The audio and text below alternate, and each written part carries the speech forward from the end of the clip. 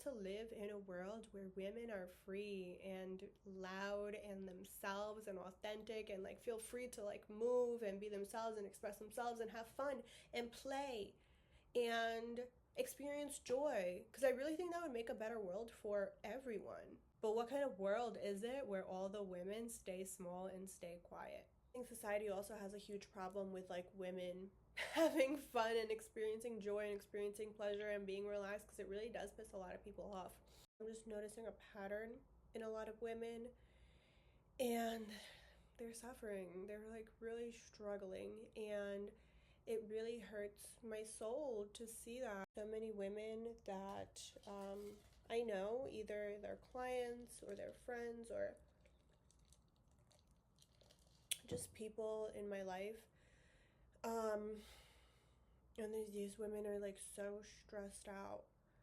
And then I look at their day and I think about like what I know about them and what do I know that they do regularly. And I know that they probably like wake up early and probably they scroll on their phone, and they get ready, they go to work. Maybe some of them have kids, so they have to take their kids to work. A lot of them actually don't have kids and they're still feeling this way. Which, yes, I get it. Like, kids aren't the only source of stress. I think it's like our relationship with ourselves. But I see them, working long hours, kind of being very high performing, and just always on, always like working and producing things, and then always checking in with everybody else in their lives, like whether it's their coworkers or their boyfriends or their kids or their families, making sure that everything is done, trying to communicate what they need to, but also not being a bitch while they're communicating, and also working really hard to like make sure nobody gets upset and like stay calm and stay feminine and handling all of their responsibilities. And then they come home and then they have to go to the gym, or then they have to walk the dog, or they have to cook and they have to clean, and then they finally get a minute, so they like have a drink, a glass of wine or whatever, and then they watch TV for hours. And I mean, my day is not very different, like schedule wise. Like, yes, I wake up, yes, I work. I do have the luxury of like, setting my own schedule and working from wherever I want to work, like from home or a coffee shop. And I also don't have anybody telling me what to do, which is nice. Um, but also, I created this life. I once did live the life where I had to wake up at like 6 a.m. or 7 a.m. or whatever, and then like go to work and then go to class and then go to my unpaid internship and then come home and study and do homework. And so it's not, I don't think it's necessarily, part of it is like the schedule that we live by, just like what we do day to day. But I think a bigger portion of it is just like how we respond to ourselves, and how we react to ourselves, and like, do we give ourselves any time to just like be throughout the day, any time to just breathe throughout the day, any time to do something that we enjoy just for the sake of doing it because we enjoy it. I think society also has a huge problem with like women having fun and experiencing joy and experiencing pleasure and being relaxed, because it really does piss a lot of people off. I posted a video of myself just like dancing, and I wrote on it like, right now I'm just focused on being like the most richest, like most successful and like most beautiful version of myself that I can be. And like in the video I'm like not even doing anything crazy. I'm fully clothed. I'm wearing like jeans and a white beater like this. I'm just walking around the pole, just vibing, doing my thing. And the comment I got from a man is like, well, why don't you work on I forget exactly what he said, but it was like, oh, like, what about being like a good person? And I'm like, first of all, based on this one video, what tells you that I'm not a good person? How do you know that I haven't been working on being a good person for the past like 8 years of my life? Because I have. How do you know? Like, just what? What? But I just like don't take it personally, so I just replied back and I was like, well, actually, I'm already the best person, so.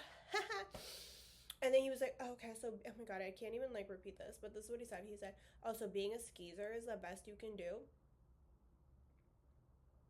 Hello? I looked at his page, he has a son. And this is how he talks to women. And I was just like, it seems like a lot of people and a lot of women too, because this is how we've been conditioned, this is what we've been told by society. We are not meant to be having fun.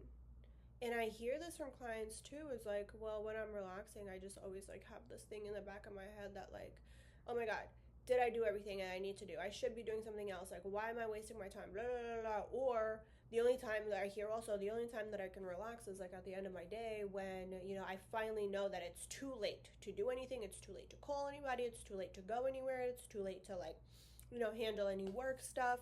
So then I can finally turn on the TV and relax because I know like it's finally 10 p.m. and it's like not acceptable to like reach out to people and work at this time. And I'm like, why do people have such a big problem with women being themselves and having fun and dancing?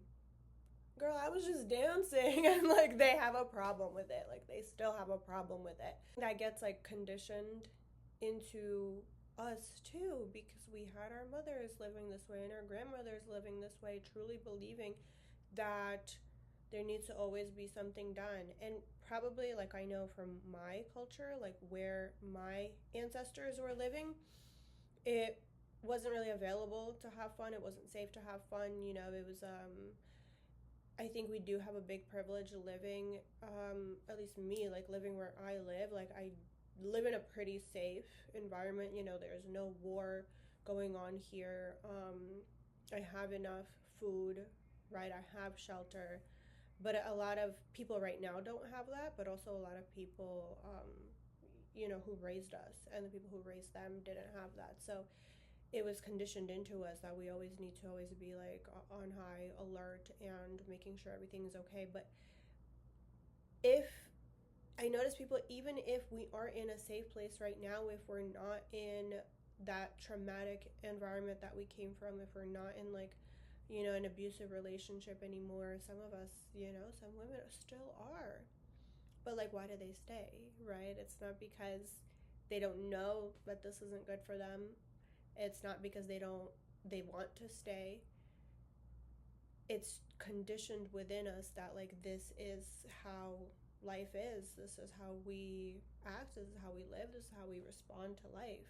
A lot of us didn't grow up with seeing a lot of women who were unapologetically themselves and who were free and who just did whatever they want, because if they did, they were judged by others. So then they started judging themselves for it, and it inherently became unsafe. Because I know every time I post a video of myself where maybe I'm wearing something like, even like a bathing suit, like, girl, we wear bathing suits. Like, y'all walk around with fucking tiny little shorts on to the beach with your little boxer briefs or whatever they're called.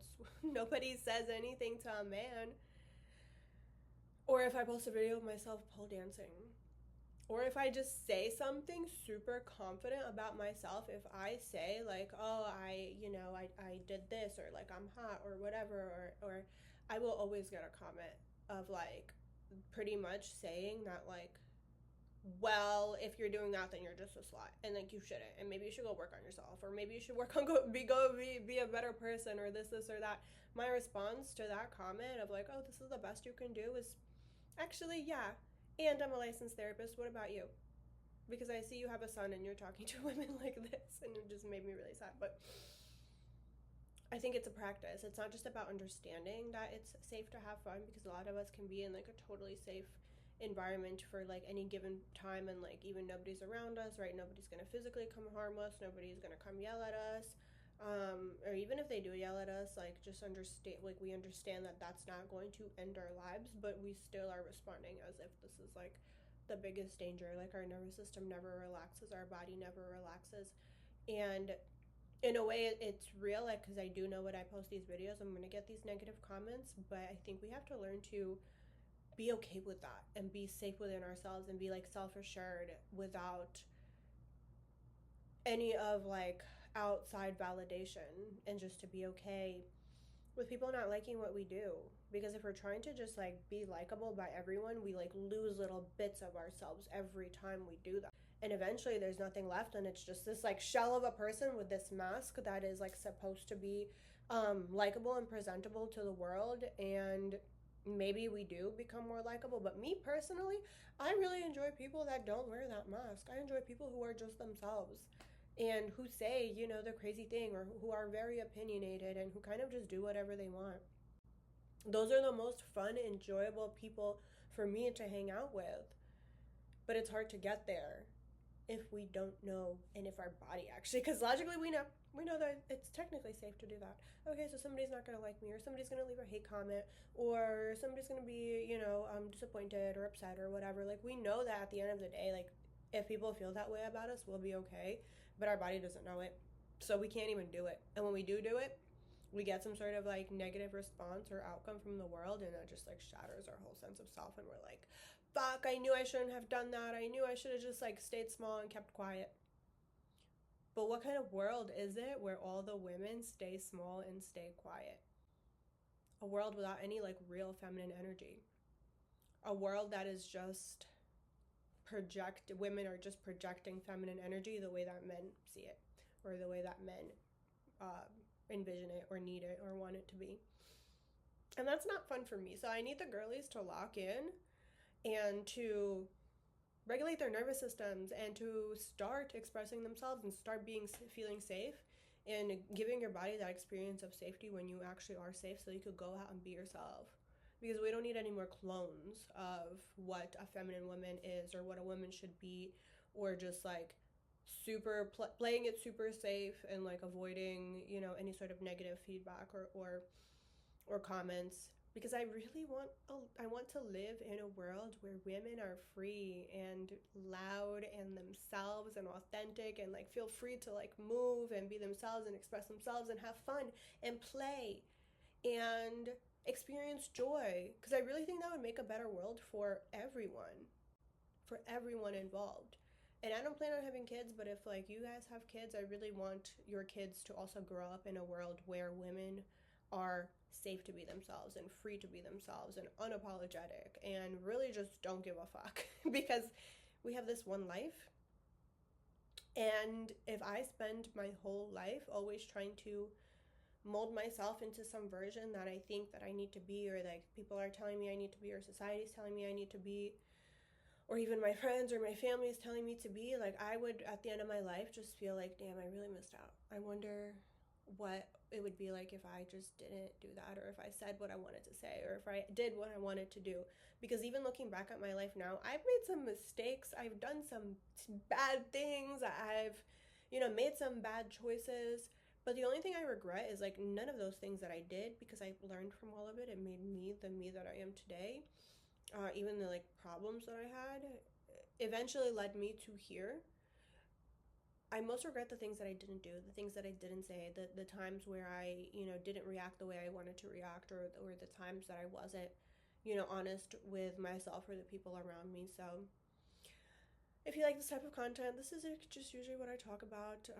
I'm a therapist, I'm a licensed therapist, I'm a founder of Evolve Therapy and Counseling, and the therapy that we do focuses less on insight, on just talking and venting and kind of going in circles with the same narrative over and over again, because you understand everything. You understand what is happening, you understand your patterns, you understand, you know, even like why you're doing what you're doing, but that doesn't really help us change. So we work more with the nervous system and with the body, and actually like changing how we respond to stress in our lives, feeling safe when we aren't actually safe, and just being safe, also experiencing positive things and not self-sabotaging, and just like really being sovereign. So if you like this content, subscribe. I will be making more videos in the future. Or if you want to learn more about, you know, the method that we use at Evolve, there's a link in the bio. I could do a free consultation with you. I like to meet with all the new clients and, you know, learn about you, learn about what you're looking for, tell you more about the method, and get you matched with a therapist who's actually going to help you change your life, not just talk about it over and over again.